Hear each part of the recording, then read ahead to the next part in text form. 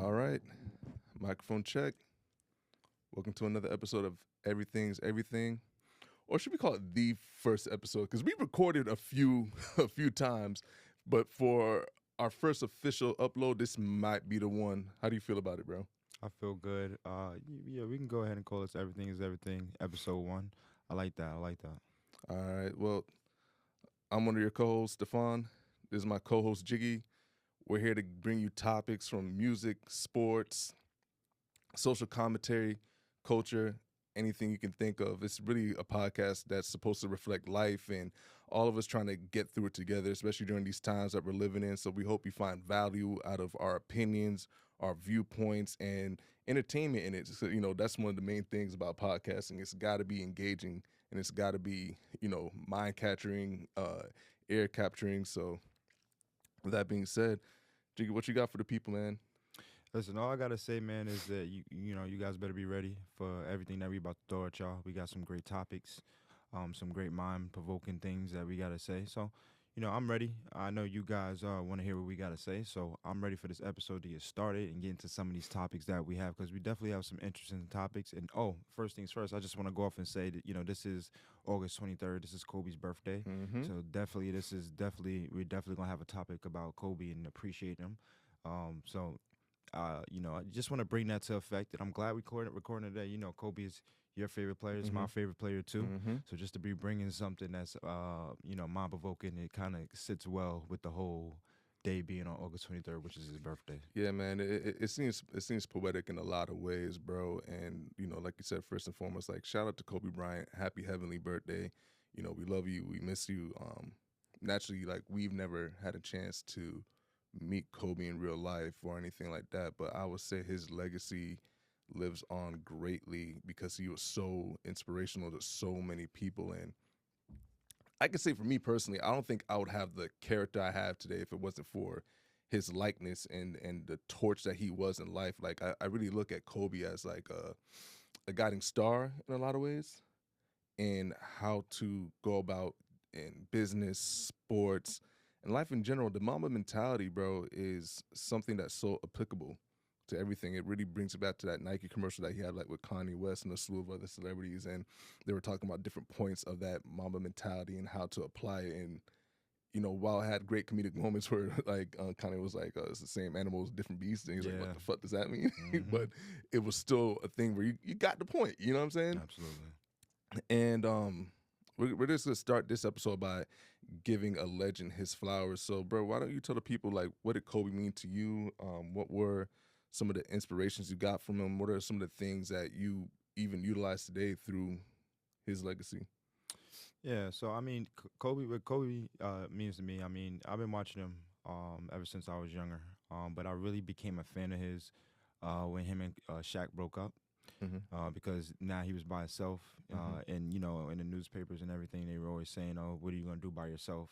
Shaq had went ahead and won a ring with D Wade, so at that time, really just a lot of eyes was on him, and then also I was looking like, what is he gonna do?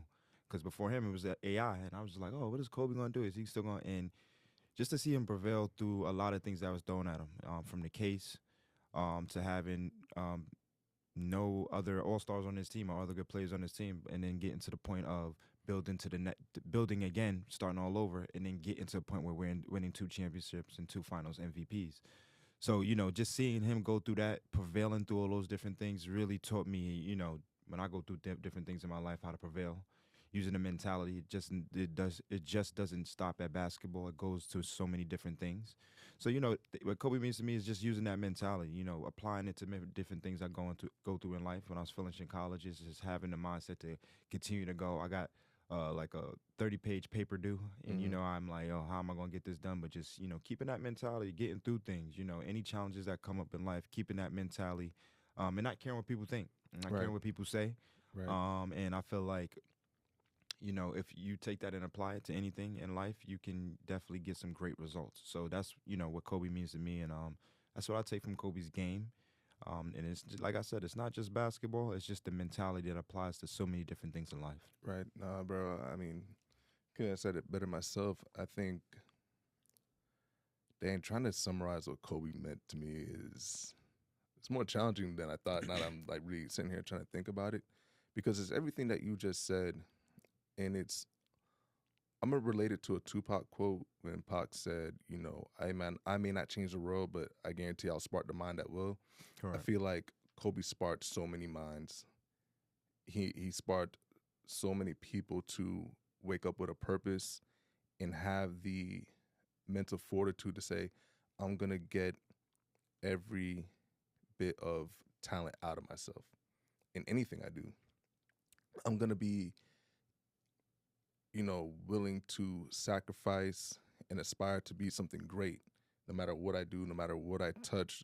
It could be in sports, it can be in music, it can be what you go through at the office, but being an example and leading by example, holding people accountable.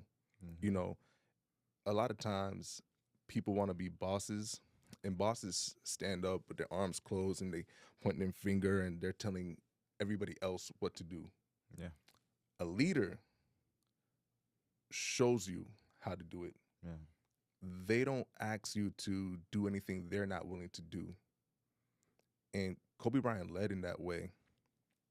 And to see his legacy live on in not just in current NBA players, but even in musicians and in different artists and film directors is inspiring. We're stepping into this new space of putting art content out there, us wanting to show the best versions of ourselves when we turn on these cameras, as far as not so much like hiding our flaws, but putting out a dope project. Like, we're not trying to shortcut anything. We're not coming in here just being like, oh, we just got to get to the money, so let's just start spewing at the mouth whatever can get traction. We're coming in here with integrity and intention to help bring value to the world, help inspire people, and that's one of the biggest things I take away from Kobe's legacy.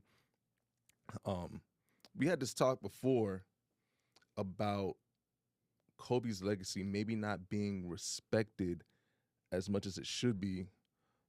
And I think a part of that is not because that, like, the people who are talking on, whether it be ESPN or maybe some other popular sports podcasts, don't like love or appreciate Kobe. But as a Kobe fan, you brought up, one of his trials and tribulations was that court case. And it seemed like ever since then, which he was acquitted and found innocent of, but it seemed like something about that stuck. And then it became a narrative of Kobe being a villain. And what I loved about Kobe, he embraced being a villain. It's like, okay, you guys can hate me. I'm going to show you. Like, I know who I am as a person. Now let me show you how much of a killer I am on the court. And for Kobe fans, I think far too many times, we find ourselves having to defend his legacy versus just appreciating it. We're Right. constantly having to say, like, wait, why? Wait, who's putting him at number 11? Yeah. All right.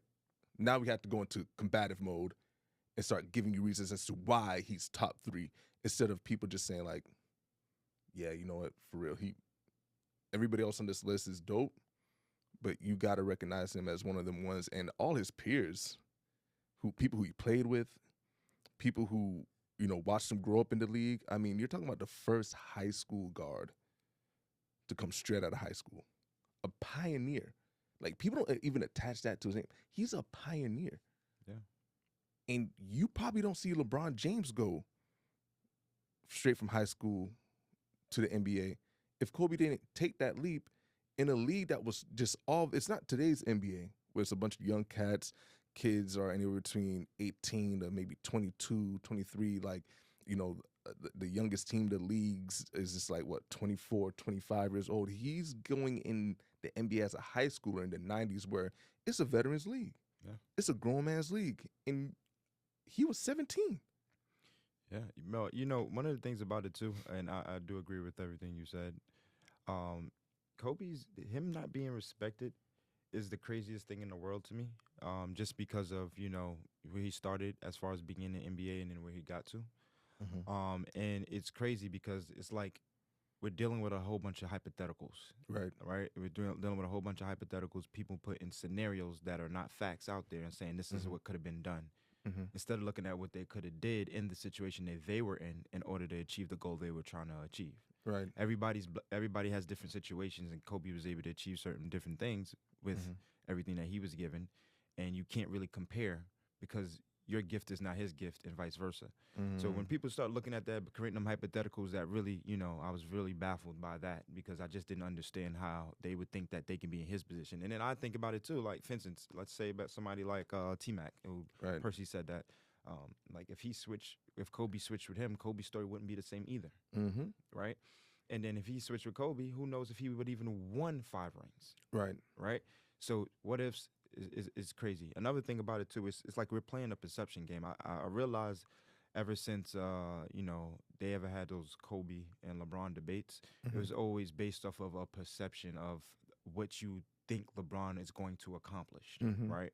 And that's when I was younger. So let's just say like 10 years ago, we had an argument about LeBron and Kobe. You couldn't convince a LeBron fan that LeBron was not going to win more rings than Jordan. Yeah. And he was not going to have everything that more championships, more everything than everybody else. And then let's fast forward back to where we are now, and he has 4 rings, Mm-hmm. and he has his Finals MVPs, and everything is good. There's nothing wrong with that. Mm-hmm. But at a point when we're dealing with LeBron, we need to look at just the realism of what he's done and appreciate it from that standpoint, and appreciate what Kobe has done, even if it's more or less, from that standpoint. But you can't really. You look at it 10 years later, everything that you guys thought LeBron was going to be, he didn't get to that. You added more expectations on him. He didn't get to that. Leave it at where he is and appreciate that. He has 4 rings. Kobe has 5. Right. When we talk about a team sport, we talk about the elements of team. Right. And you're telling me that Kobe's the most selfish person. He's very selfish, and he should have passed the ball and had controlled more stats, and won less rings. And I think that Kobe did what he's supposed to do. He's a shooting guard. I'm going to shoot the ball. That's I'm going to put myself in the best positions for my team in order for me to score, because that was his job. And people criticizes him for that. LeBron's position was more of a point forward. You know what I'm saying? So his job, he has to do different things. And there are two different things they do on the court. One was able to achieve more as far as winning championships, because that's the goal, not finals MVPs. Right. But winning championships is the goal when you play a team sport. This is not tennis. So tennis is an individual thing. This is a team sport. So when people say, oh, how are you going to compare people with championships? I would leave that out of it. Yes, because some people are good enough to be that's on championship teams that are really good, but they sacrifice because it's not their time, and they know that they can win a championship by being the 6th man or the 7th man.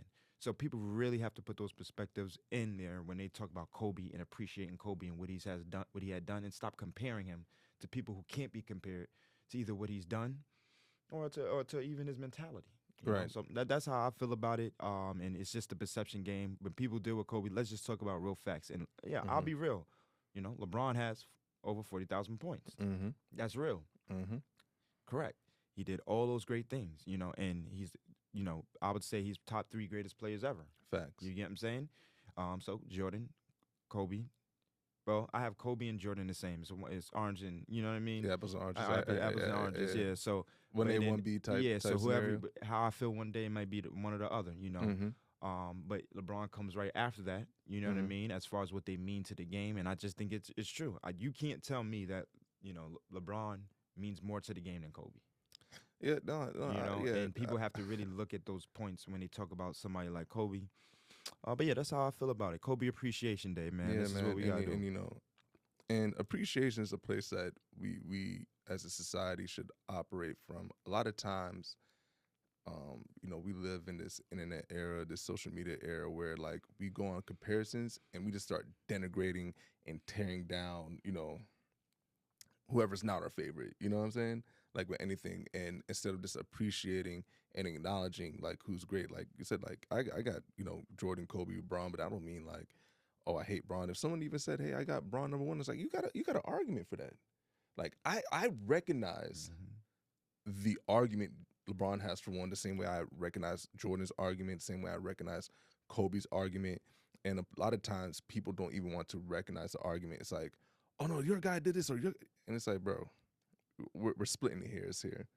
Like you talk about impact and legacy, man. I mean, even the sneaker culture, bro. Like we're big sneakerheads. I know the camera's not showing our feet right now. We ain't got on nothing too crazy, but we're in the shoes, and you look at what Jordan's impact was in the sneaker culture. There's been no one close. I mean, Kobe to me is the second like with signature shoes. I'm looking at Nike getting ready to drop all these different Kobe 3s. I'm like, bro, these look insane. Like these shoes aged well. And they're gonna retro them, and people are gonna start really looking at these shoes as not just basketball shoes, but like collector's items. And I mean, to be honest with you, they've been doing it for a while. The resale value on these shoes are insane. There's a lot of bots in that sneaker app that's gonna be buying up these shoes, and I know I'm not gonna size 14. I'm cooked. I'm not. I'm not gonna have a shot in hell to win these shoes. Yeah, I'm lucky. I get my 13s. I'm straight. Man, bro, I wish, but you know, it's just one of those things where all three of those gentlemen have impacted basketball and pop culture in a myriad of ways. Like LeBron is probably one of the greatest examples of an athlete. You don't see no scandals. Gives back tremendously. You know, carries himself well. And you talk about his family too. His family, beautiful family, wife, kids, 2 sons that went D1. You know what I'm saying? Raising a beautiful little girl. Savannah looks amazing. Everybody's just glowing. Just a phenomenal example, especially for Black people, where we can look to him and be like, man, he really did it. Because a lot of times when you see someone that young have that much pressure, have that much expectations, so many things could go wrong. Building up his team. Yeah. You look at the Rich Pauls and the Maverick Carters and all the rest of his close friends, showing people how to build up, how you grow with people who you grew up with. Yeah, phenomenal example. And you know, this is like I said, a podcast of appreciation, which I'm gonna use that appreciation word just to pivot just a little bit to a different topic, but in the same realm, where we were talking about the culture between like the NFL and the NBA, and how the NBA tends to have a comparison problem where it's comparing players, it's comparing generations, and what it leads to is it's like whatever side you're on, tearing down the other side. But on the flip side, in the NFL, it's a legacy thing. You understand who and what came before you, no matter what era of football you played in, and you go, wow, that person was great, or that team was great, or that quarterback was great.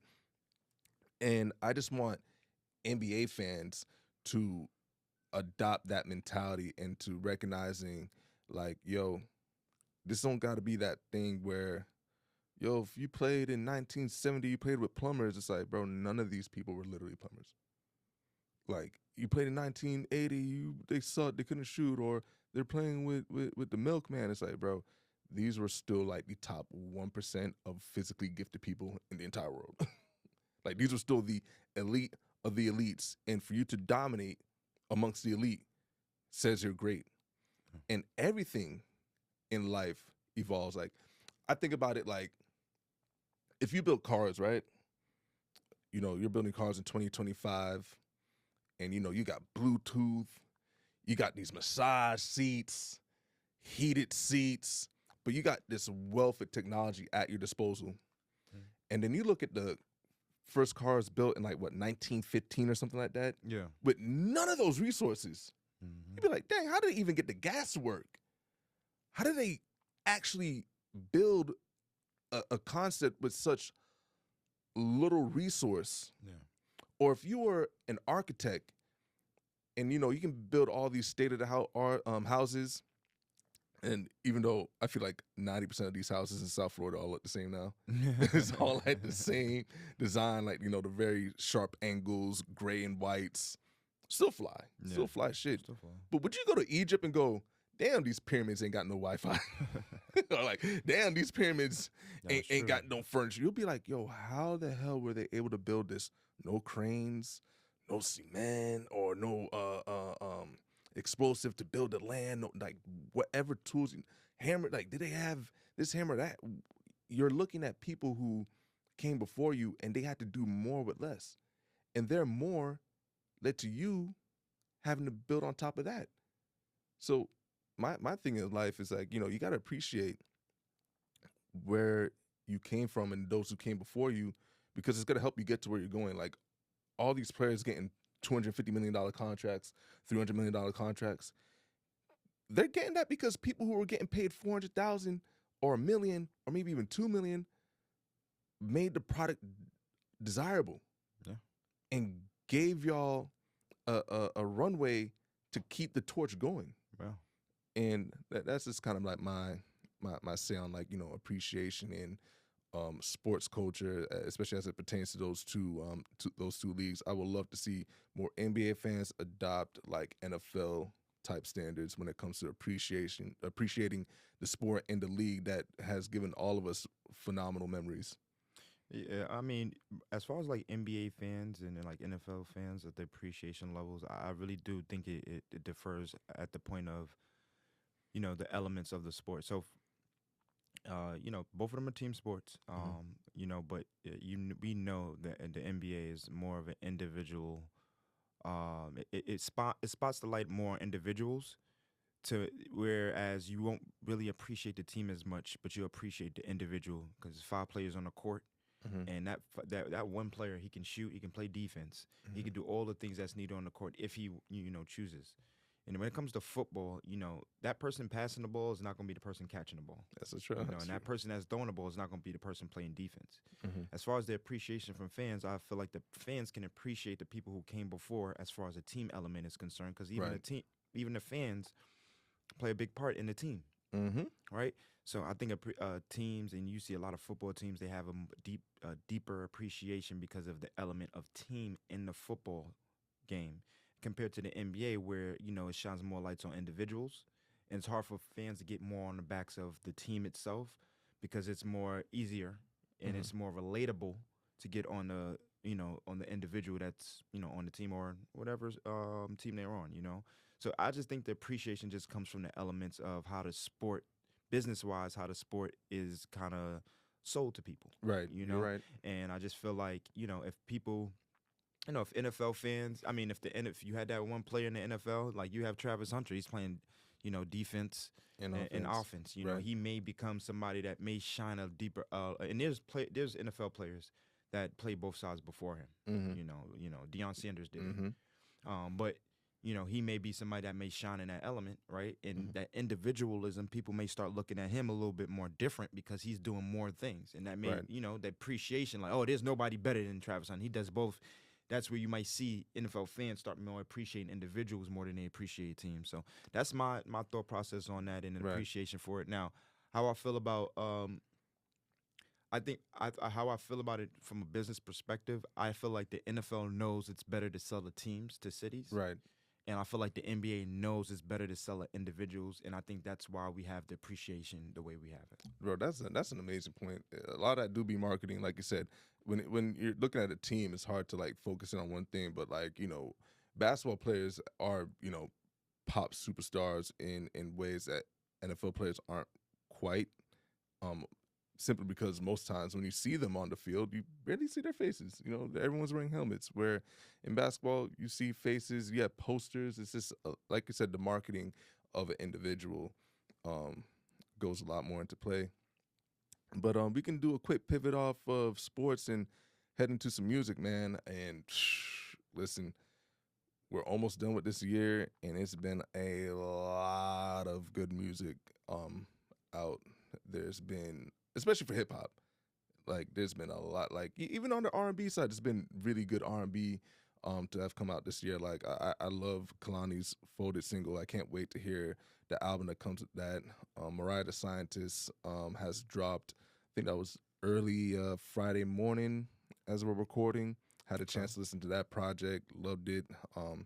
Very easy listen. Not a lot of tracks and great sonics coming out of that album. I'd suggest that you go check that out if you haven't already. But my favorite, as being like a hip hop nerd, man. I mean, we've been spoiled. Mm-hmm. We've been spoiled this year. I mean, got to mention the clips first. Yeah. Setting the bar that high,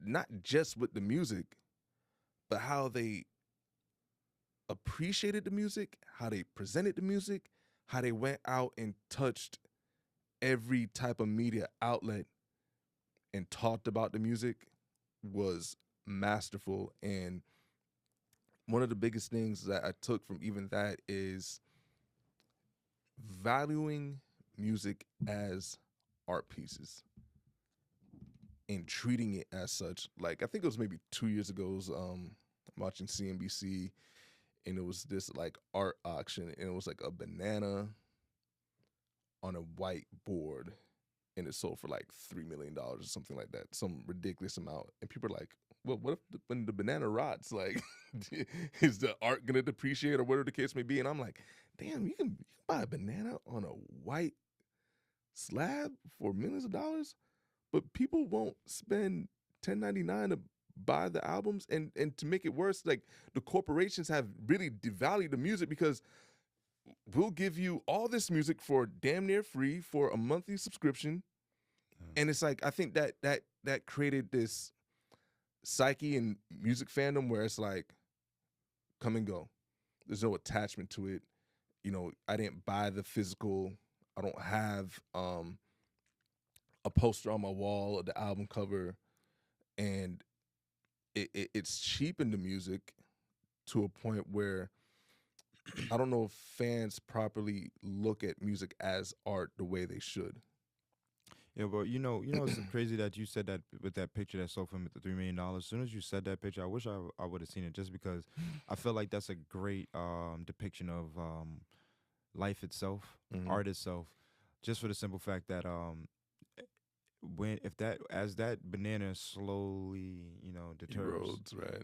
the way you look at that picture is just going to change. Mm-hmm. And I feel like that's a great art. Anyway, just going to the point of what you're saying about a lot of hip hop being out here today, and as far as with I really look at it from the perspective, especially because you pointed out the clips first, Mhm. that they were able to sell that type of music in today's game, in this field they're in today, just for the simple fact that they had a great piece of art, but not a lot of people are going to listen to that great piece of art for a long time, or even want to play it a lot. Right. You know what I mean? Because they want that 2-minute song makes them feel a little good, and then go on to Mhm. the next thing. So I think the amazing thing they did great business and marketing and promoting their album to get it to the point of selling over 100,000. Mhm. It was like 120,000 yeah, great first week numbers. over first week, exactly. So I think they did a phenomenal job on both sides because it's very hard nowadays. And as besides this, the business part of it, the music part of it, it brought me back. It brought me back, to a few years. I would say it brought me back to like 2010, 2012. It brought me Mhm. back to feeling like people care about their art. People got some great beats, but then Mhm. also got some great lyrics to go with it. Right. And I'm not saying other people are not doing it, but the way they did it and how it sounded was just great. I also some albums that came out. I'm a little different. You know what I mean? I know you probably never heard of them, but I like the Super Jazz Club. They're pretty dope. Got some Okay. great elements. Okay. So I was hyped. They came out with some Super tracks. jazz, yeah, because I'm not familiar. Are they a full jazz? No, so that's the funny thing. They're Super Jazz Club, but they actually like a R&B hip hop type of group. Okay. Another somebody else, Kendrick came out with that album. It was fire. Mhm. I've been still, listening to Gunna's album. He just came Oh out. yeah, So yeah, Gunna's yeah, yeah, album's yeah. fire. I was listening to that Amazing. on the way here. So that's fire. And then also Tyler Creator's album. I like Tyler Creator's. I like a few songs off of Oh his yeah, album. the dance album. You definitely got to Yeah. play that moving, Yeah. clean the house at the gym, something. Well, so he got a few songs that I feel like it's great vibes. Like Mhm. not even the upbeat stuff, but more Right. like more Slow sensible tempo. stuff. You know what I mean? Like you know what I mean? Like how he has that song Earthquake. Mm-hmm. He has a few songs on his new album that's kind of like that.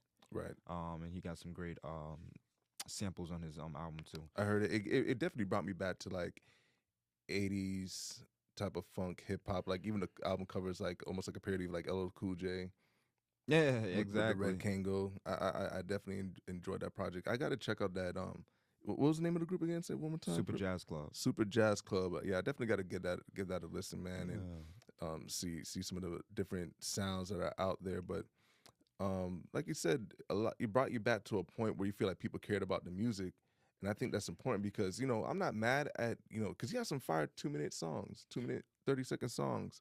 Yeah, but I don't think people care. I don't think people care about the music itself. Yeah, I just yeah. think that they made people care about their music. No, but you got to. But you know what? Yeah. But that's the thing. Like bro. You know how it is, bro. Like I can't want for you more than I want for myself, Yeah, type shit. You know what I'm saying? yeah, And it's like if you're an artist and you don't care about your art, how you gonna expect the masses to really care that much about your exactly. art?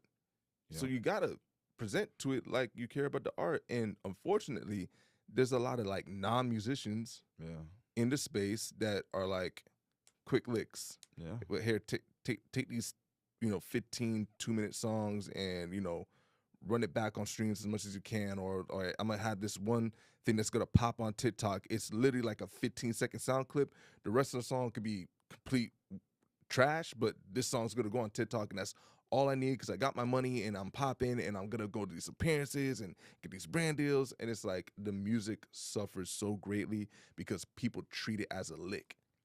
So let me ask you a question then. So right now, what do you feel like is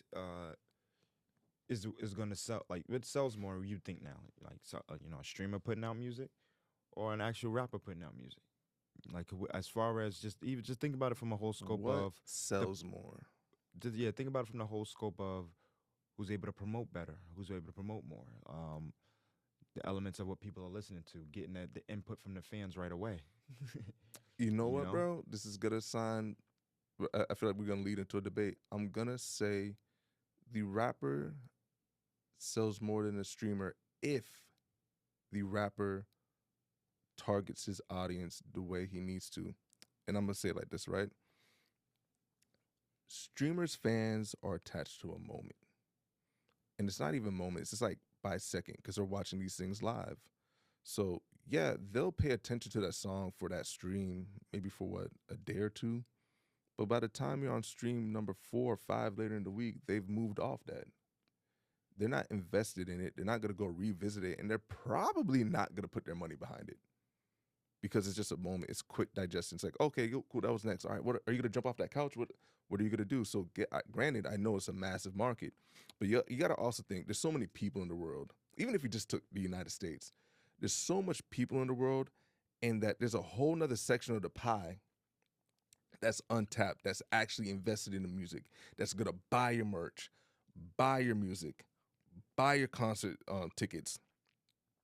Go back and revisit and live with that music. Like I said, you're still playing Kendrick's GNX album because Kendrick put out a project that was able to live with you for almost a year now. The album came out in November. We're sitting here late August. Clip's album.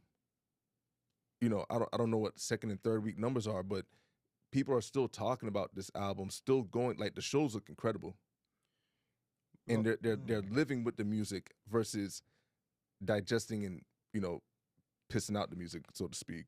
so let me ask you a question. If you would go, if let's say you was to go to Chipotle, right, Mm-hmm. and they said, "Hey, here's your burrito," and you didn't even tell them what you wanted, Mm-hmm. and they said, "Hey, you know what we make? Here's your burrito," Mm-hmm. and compared to you going to Chipotle and they giving you, everything here. This is what we have, and what do you want in your burrito? Which one do you like? I mean, I'm gonna want the one that I get to choose. I don't want people just force feeding me something. So Yeah, so that's personal. I I ask that because if you look at what streaming is doing, I think streaming music is the future because you now fans are getting to put input into what they want to hear for some of Mm-hmm. their favorite artists at the time of them making the music. Mm-hmm. And now if they had, they get their hands on into something that, that they may in the future hear or want to listen to, Mm-hmm. even though, the moments may, you know what I mean? Mm-hmm. I think that at that point, that's when you're trying to sell something that's supposed to be more relatable, you're Mm-hmm. getting more relatable by having their input. Right. I personally think, like I said, I think streaming music is the future. I feel like streamers are going to be able to make money because it's more individualism Mm-hmm. and being able to be on stream, making money off of just streaming it. Mm-hmm. That's one point. Mm-hmm. So let's say if you're not signed to somebody and you're streaming it, you're getting money one way, that way. Mm-hmm. And then let's say you make the music, you're getting the input, that's free input. Mm-hmm. Mm-hmm. You get what I'm saying? Let's say you make the song, you stream it on that live, right? Mm-hmm. It's two ways. It's gonna you can make sure it streams like how people listen to it themselves, but it's also on live, and you're making money just letting people listen to it there, Right. right?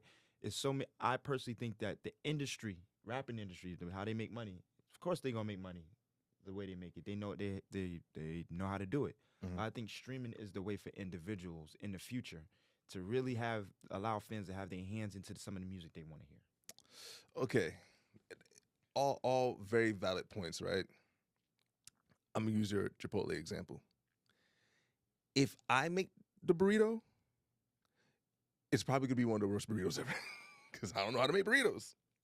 So if you're a streamer making music and taking advice from people who've never written a song, but you're just acquiescing to whatever they're putting in the chat, the song has a high chance of coming out like shit. But did you ever think about that? Maybe if the song sounds like hot garbage, maybe it's pertaining to their demographic, and that's who's going to. Yeah, no, don't get me wrong. There's a lot of people with shit taste. For instance, we may not listen to certain music now, but right. if a person is streaming and he has a fan base and put into his music, that means they take a liking into what he says or does, or she says or does. And let's say they put input into their music, that demographic is buying it. But that's what all right. So like that would be like the crux of my argument. Does that demographic actually buy the music, or do they just interact with the music and then move on? Because if we're using a real life example, I don't see DDG selling out millions of records. But I see him selling individual songs more than people are selling rap albums. Oh, I have to go look. I'm not sure. Like he can sell one song more than people can sell. They'll stream his one song more than they'll stream somebody's whole album. And when you have things like that, like you said, the moments are really what streamers have. Well, how is streamers allowed to have a moment that's more than people's albums? I guess like if we're gonna have a note, like we'll have to look those up. So here's what I would say, right? It's like because we're saying people like we'll have to get a little bit more specific if we're gonna use that as a real. Because is he outselling Kendrick? No, I specifically didn't say names just because I don't want to point anybody individually out. That's what I mean. Like, what's the scale? Like, okay, maybe Kendrick or Drake or Future's probably two, like, those are colossal music acts.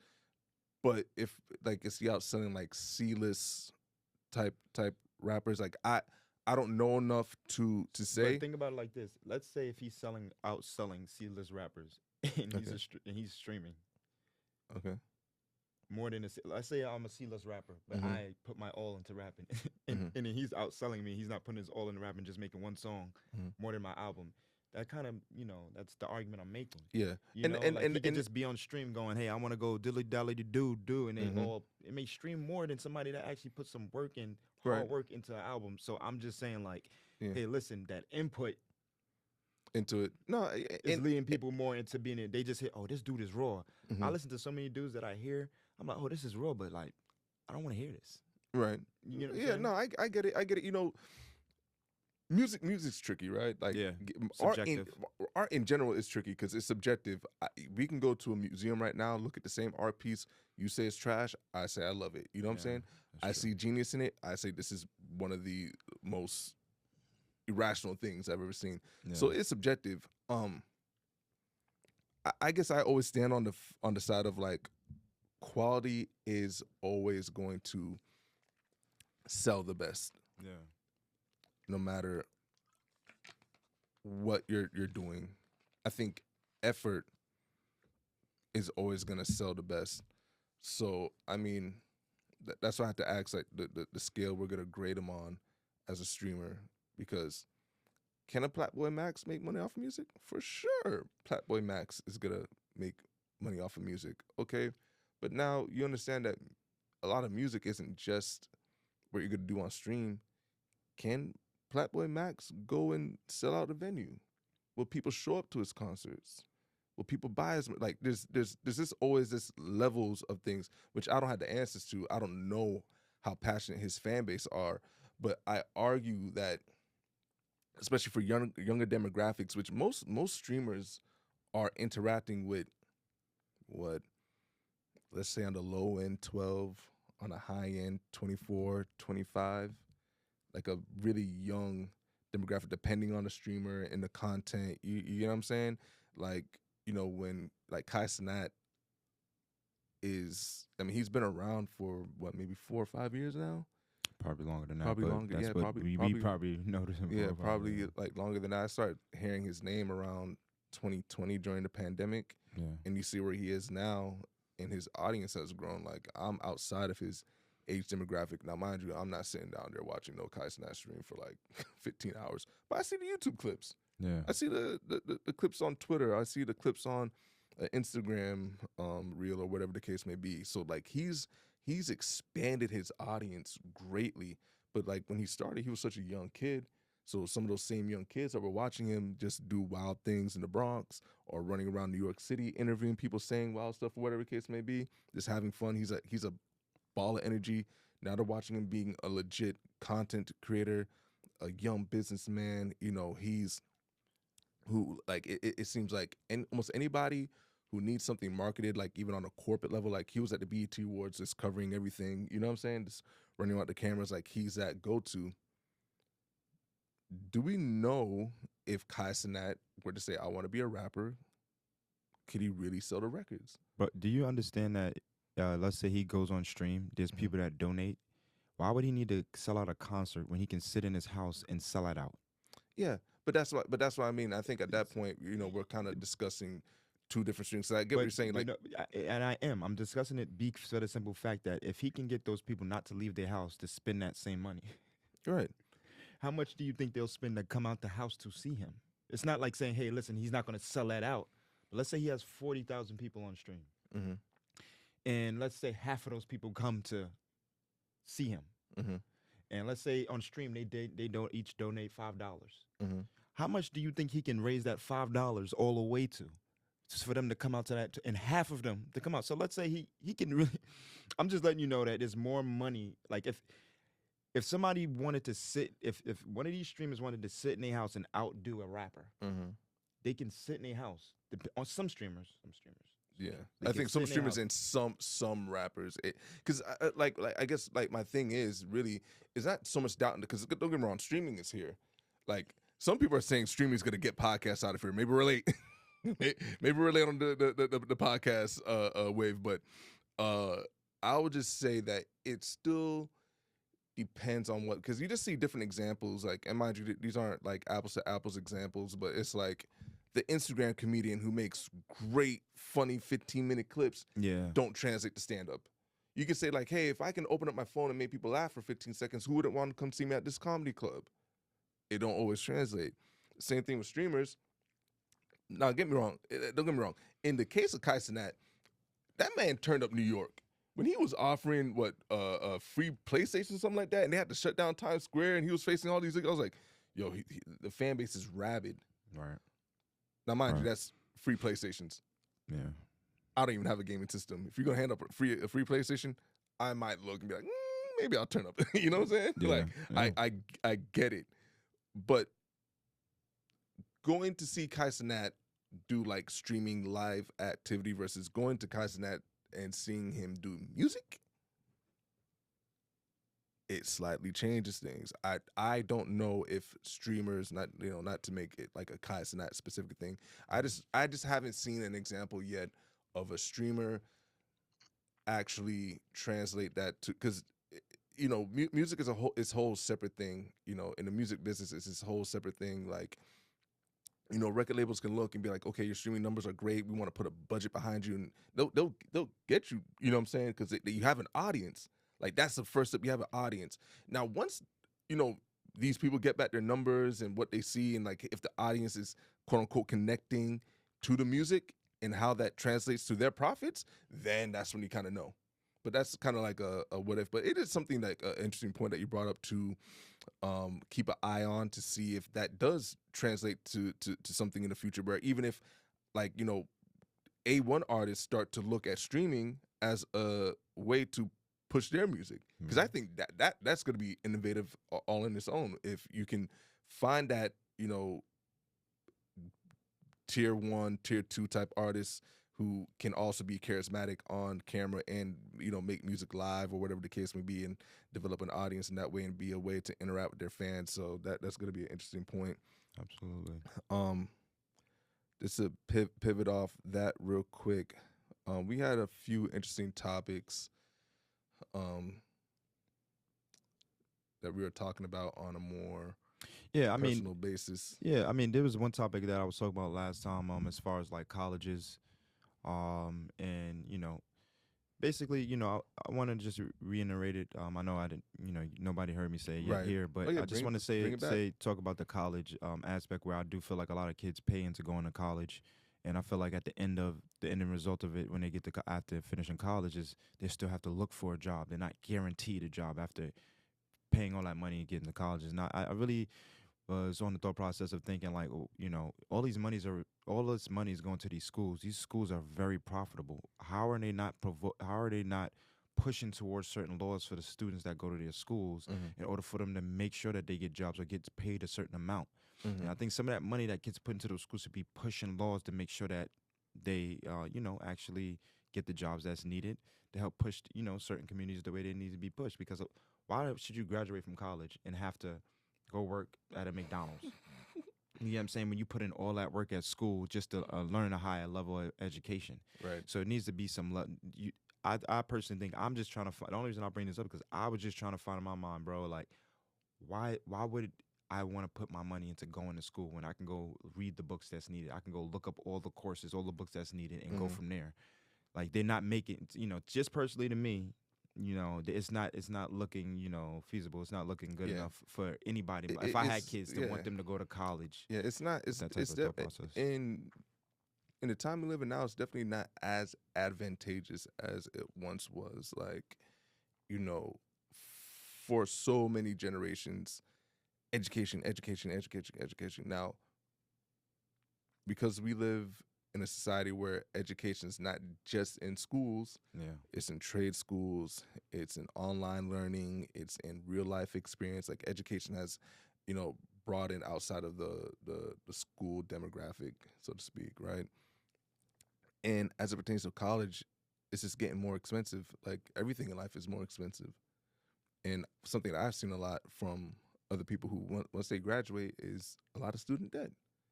yep, And you come out of college with a degree, and even degrees now aren't worth what they once were. Like, yeah, in the 90s, a bachelor's, you're good. yep, Okay, now you got to go from your bachelor's. Now you got to go get your master's. Then you have to go from your master's to your doctorates. And none of those things are free. yeah, So you're coming out of college with what 70,000, almost 100,000. yep, You're talking about 4 years to 6, 7 years of schooling. It's a lot of time invested too. yep. Like you're not even graduating as early. Like if you're going and you're accomplishing these degrees step by step, you're looking at graduating by like 26, 27 roughly. Yeah. And at that time, some people might even have a kid or two. Facts. You get what I'm saying? So That's you're looking at fact on all mundo. these bills, and then some of the most heartbreaking thing is you get the degree in whatever field you're in, and then you go and apply to jobs, and they're saying like, hey, you know what? You don't have enough experience. Well, duh. Like you think the last 7 years of my life didn't give me no experience? Like offer me training. That's why a lot of people now are gearing to more like specific online courses or just trade schools. Yo, bro, look, school. Listen, this is what they tell the kids. Listen, hey, listen. You may not. Once you graduate, you may not get a job, but just know, when you're here, you're gonna eat Chick-fil-A. You're gonna eat Taco Bell. And you're gonna eat all these things that you. Oh yeah, you still have to pay for it. It's not free, even though you pay.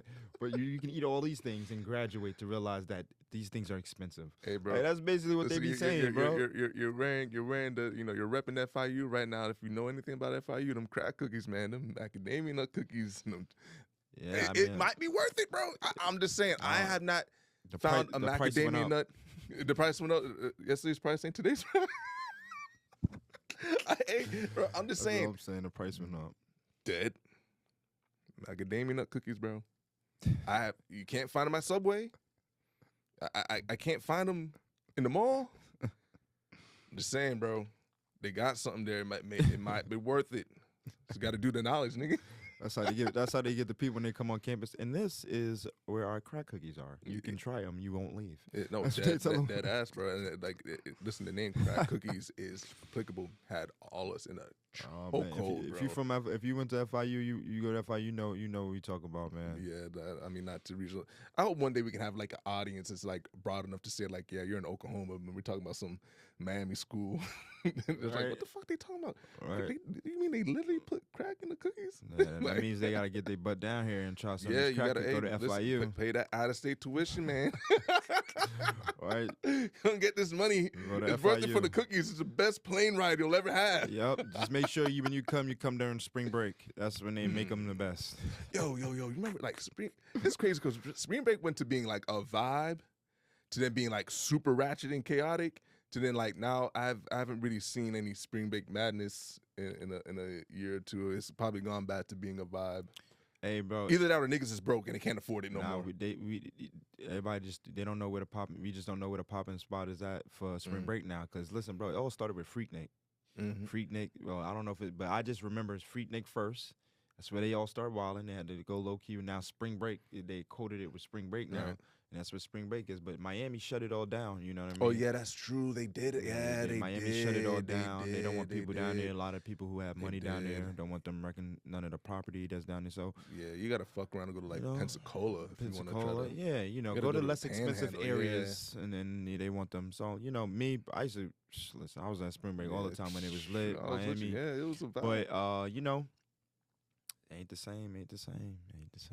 But you know what? This is off on a tangent, man, and we're gonna bring it back to your main topic. But ain't it messed up like how like for our age group, like we really grew up watching like Spring Bling and shit like that on BET and MTV, and then the minute we getting ready to graduate, yeah, right. Pull the plug on that. So like, hey, bro, I just got here. Right. I've been waiting so long. Like the minute, even the shows like The Real World or like College Hill, the minute you get around, it's like, pull the plug. I'm like, bro, yeah, I had an audition tape and everything ready. You didn't even give me a chance. You just pivoted to white people in the Jersey Shore. It's like now like I'm ready to tan to get the tan. Like they all bronzered up, gel all in their hair, Ed Hardy everywhere. They said, listen, the celebrities was like, nah, we need to do some Love and Hip Hops and Real Life Houses of whatever. Man. So that's what they was like, they gave famous niggas a way to get famous again. Yeah. If you were famous and you got cold, Love and Hip Hop heat you right back up, man. Yeah. Hey, but at least we got Cardi B out of that. You know what I'm saying? All right, that's true. Facts. At least we got Cardi B. Shout out to the Bronx. Facts. Hey, but back to your main point about colleges. It's capitalism, bro. You know, what's good for the business ain't always good for the people. 9 times out of 10, it's not good for the people at all. No.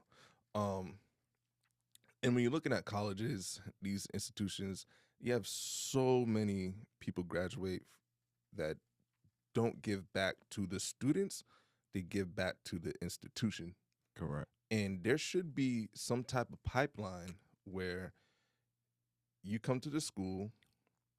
We have this alma mater, I can't even say that word properly, or whoever the case graduated from here has this business, alumni, that can offer you some type of internship or get you in the door here or there where you can start to feed yourself and build yourself into a position where like you can afford to pay off your student debt. You're not, you can afford to get housing and everything else like that in between. Because that's all people are just trying to find a way to make the quality of their life better for themselves and then hopefully for their future generations after them. So the fact of the matter of that college not having more of a direct pipeline from education to job, it should be obvious, shouldn't it? Yeah.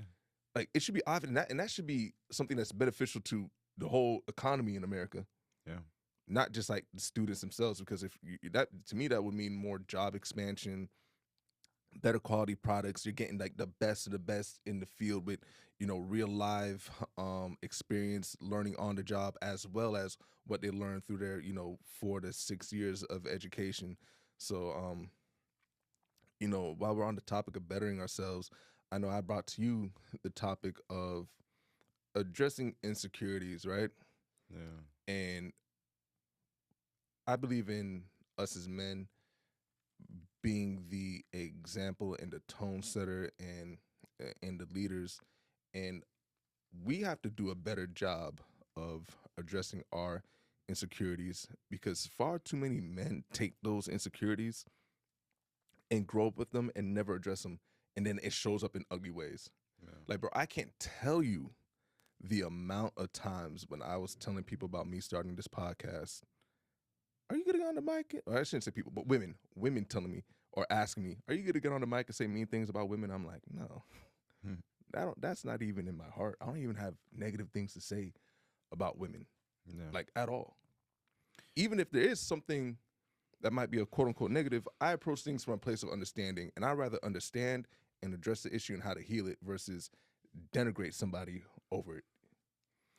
Yeah, bro. I mean, that's a very interesting topic, just because a lot of people grow into being what their insecurities once were. So you see somebody that was scared. People used to pick on them for being skinny. They grow up and be a bigger Mm-hmm. guy, and they grow up into what they were insecure about. You know.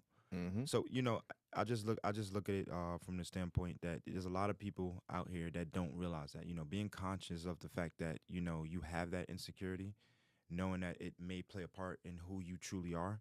Um, that may help certain people. You know what I mean? I think as long as you're conscious, you can get past that point. Right. A lot of people are not. You know what I mean? They just think, "Oh, this is who I am." Mm-hmm. No, that's what going through your experience, what you realize Mm-hmm. plays a big effect on how you think. Big time. And I'm somebody. Everybody has insecurities. Number one, Right. right? And everybody has to deal with their own insecurities. You know what I mean? Mm-hmm. And some people feel like it's a big thing. Some people feel like it's a little thing. Everybody needs to know how to manage them, because you don't want to come across to the next person. You know what I'm saying? The Exactly. insecurities you deal with. And I think a lot of people, like I said, it's just being conscious of it. I don't think people feel like it's like, for instance, if you ain't have money Mm-hmm. and you go and you get money and then you buy every car, which is not financially smart. You Mm-mm. buy everybody a house and you give everybody money, which is not financially smart. You know what I'm saying? You grew, you didn't have money before, you was insecure about it, you got money now, and then you just are not smart about the money. Don't let your insecurities create habits that you can't control. That's a And fact. that's one of the main, and that's when I look at insecurities, I look at it as something that you just have to be wary of, because it can control some of the things that maybe, your life plan may, be giving you some things, and just because you're insecure, it may just damage it or tarnish it. So that's how I look at it, bro. No, that's 100%. And all great examples.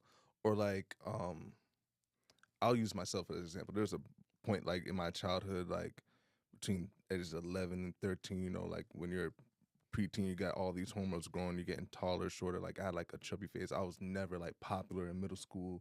I didn't think women were gonna like me, or I never had that experience of like, you know, getting like positive attention from women or being a crush of anybody's or anything like that. And naturally, I grew out of that, but I never like held on to that and had this thing where it's like, oh, well, all women want me for us for your money, or I gotta go and be like 240 pounds rock muscle, and I gotta drive a certain car in order for then. It's like, bro, you learn. You should go back, because no matter how much muscle you put on, no matter what car you drive, no matter how much money you acquire, that's all outward facing things. You've got to address what's happening in you internally, because I feel like a lot of that is like your inner child crying, Yeah. and then your inner child be looking up for the depths of your soul, just like, damn, bro, I done got all this shit. I'm still a bitch ass nigga. Yeah. Like, Yeah. golly, I'm out here just like consuming Mhm. red pill content and like, you know, putting everyone's um like all my problems is because of everybody else. It's not any of mine. Yeah. When really, if you just took a step back and be like, I'm gonna learn how to be kinder. Yeah. I'm gonna learn how to talk a little bit better, talk nicer to people, like how to, start a conversation, like learn how to be social in ways that attract the right people to you. And eventually, women will come along. Like, there's nothing wrong with, wanting financial stability. There's nothing wrong with wanting to be a healthier version of yourself and to live a fit life. Like you and me being the gym, we're gym rats. Yeah. We get it. But to think that, the gym is going to solve your internal problems and make you a more charismatic person, or well, I mean, in ways it can make you a more attractive person, but you got to know how to work on all sides of yourself, not just the outside, but the inside as well, and not project that onto people, especially women, because like I think a lot of times, bro, what you see happening, and I remember there was this debate online about would a woman rather be with a bear in a forest, or a man by themselves, and you can see, I can understand like why women chose the bear, because a lot of men run around with insecurities, or a lot of men run around with dark thoughts that they don't know how to actually filter, and that can be very dangerous for women, you know. So more men, it's not gonna be all men, but you got to go majority. Like majority of men got to learn how to address their insecurities and be healthy in society and be protectors of women. I agree. That's one of the biggest things. When you learn how to do that as a man, everything else tends to fall into place. You know what, bro? Like I agree with you as far as men having to be protectors for women. I definitely agree with that. I just think that it's one of those things where I feel like women like you said earlier, you said women say, "Are you gonna speak bad about women?" I don't think that, like, especially how I feel about it, even coming here, and I know that question is asked to you, but I may Hmm. still answer it. Like, talking bad about women, I personally don't even have that in me. Mm-mm. I like to speak about logic Right. and things that make sense, and if it happens to be a he or she at the end of it, so Hmm. be it. Um, when it comes particularly to women and insecurities and guys dealing with women with their insecurities, I feel like, especially like growing up and stuff like that, I really do feel like a lot of people now they try to not put themselves in situations to make sure that the women that made them feel bad, they can make them feel bad about what Hmm. some other woman did to them in the past. And I feel like a lot of kids grow up immature. I'm from New York, so like kids. It's crazy. If kids that are not from New York, if you go to New York and have your kids stay there for a little bit, you'll really see it's a level of maturity they would have to grow being in the city. You get what I'm saying? And I feel like you're going to get the insecurities thrown at you. But growing up, you know what I mean. As long as you look at the situation with women as they're individual, Hmm. you understand who they are as a Hmm. person. I think you can never go wrong with having that that it laps over your insecurities lapsing over to the relationship that you may have with a woman. Hey man, that's a perfect way to close it out, and just to pivot to like our last topic of the pod, because we talk about being a voice and not the voice, right? Yeah. And for the audience, what that means is we live in a time where I feel like the idiots are the loudest. So, in order for us to combat that and to put more positive, forward thinking stuff out there, you have to be a voice, because there's other podcasters who do content in the like or think in the like of us. And for us, it's not like a competition to be like bigger than anybody else necessarily, Yeah. but to help project and make that voice louder. Yeah. So like how we're talking about, men needing to address their insecurities, or in later topics when we might talk about black issues and what we face in America, or whether it be how we view music and the music industry from like passionate fans. It's important to have that voice echoed and to pierce through, so that no matter if you get it from this podcast or that podcast, the message is being spread. And I think once people start hearing certain messages and start, gearing their minds to a different way of thinking, we can kind of start to slowly undo some of the negatives that we got from social media. Like social media did connect us in a lot of ways. It helped us, keep up with friends who we might have lost in middle school or in high school, and those are all great things. But at the same time, too, it kind of just gave a platform to a lot of people to say stupid shit on the internet. And it seemed like the stupid shit just seems to spread like wildfire. And then you live in a world where like you can say something like thought provoking, and it's like, man, don't no one want to hear that. You know what I'm saying? It's kind of like that in the music too, where you've had this dumbing down. And I know we've been talking for a little minute, but to relate it into like this like dumbing down of the music, and like how people only seem to want to hear whatever songs they can hear in the club and be drunk to. It's like that didn't exist 20 years ago, 15 years ago. Like people still wanted music that can attach to their soul and live with. And like not every song got to be some super conscious song, but like when Outkast came out, no one was going like, "Oh my God, no one plays Outkast in the club." Or if Eminem put out, I Am, no one's like, "Oh my God, no one's gonna play this in the club." Or if, one of my favorite Jay-Z songs is the off the Blueprint with Mama Loves Me. No one's like, oh my Oh yeah, God, that's one of my favorite songs. So, right? No one's yeah. like, oh my God, why did he put this on the album? It's not a club banger. You know what I'm saying? Like that dumbing down of things. So we just try to be a voice of positivity, um, a voice that challenges narratives, a voice that's gonna, push the boundaries a little bit, but in the right way, and to try to be an example of something bigger than ourselves. Because I mean, we're just two niggas on the couch kicking it. We're close friends. I don't know if there's anybody I could do this podcast with that I know is gonna challenge me if I have a certain thought process, or in a right way, not like a combative way, but in a way that we can actually like come to an understanding and give the world a different perspective. And I think that's healthy. Like I think having healthy discussions, even when you don't agree, is important Yeah. instead of it leading to like a divide and this gap between people, you know? Yeah. Absolutely. I Man. agree, bro. Hey, listen, bro. I just just going to the original topic of what you were saying as far as the voice, being the Hmm. voice, and or A being voice. a voice. Hmm. I think when you speak together as a community Hmm. compared to being one person trying to get your point across, I think that it rings more, Right. togetherness. I I'm a type of person, I love to be part of something great instead of being the great one. Right. And for the simple fact that, nothing in this life is done by yourself unless you go on that mission and think you complete everything by yourself, and you just can't. A You get what hundred I'm percent. saying? As long as you realize things in this life is done as a team, no matter if it's two people or more than Hmm. that, you'll be perfectly fine. You get what I'm saying? So being a voice, to me personally, is just way more important in this life than being the voice, because there's a lot of people that have been the voice, had some Hmm. great things, and if they would have just administrated it amongst other people to speak up and let it ring a little bit louder, maybe Hmm. we'll have some of our leaders now.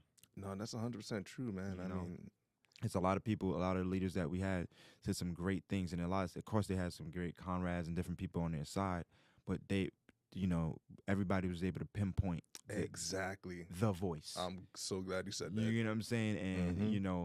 it gets to a point as a community, no matter if you're black or white, that you get to a point that certain leaders or people that have things to say, that we start guarding them and start speaking together with what Hmm. they're saying instead of just letting them be out there, because there's a lot of things that could be done, but speaking up together. And we need to take the examples we had before and Hmm. use them as examples to become better. No, and that's the truth, bro. Community is such a big thing, and it's important that we come together because we'll get into more topics when we talk about the social commentary part, but like there are forces working against us, Yeah. and sometimes you may not be in the neighborhood that it's happening in, or you might not be in the building that's happening in, but you have to understand that it is happening and that it's going to take all of us, whether we're in the situation or outside of it, to pull together to try to combat it, try to protect each other, try to uplift each other. Because, like you said, when you're just a focal point, it's like you can cut the head of a snake and then everything else Yep. falls apart. But when people are together in lockstep, that's tough to build. That's tough to break, I should say. Yep. That's a powerful building. Like they always say, like you're only strong as your weakest link. We need to make sure every link is locked in and built strong together. So, Yep. we appreciate anybody who stayed this long, who, watched the podcast, who likes and subscribes to the YouTube. Um, we plan to build, like, you can leave comments on anything you see that we need to do better. If you have any disagreements, even, or if you agree, please feel free to like interact with us.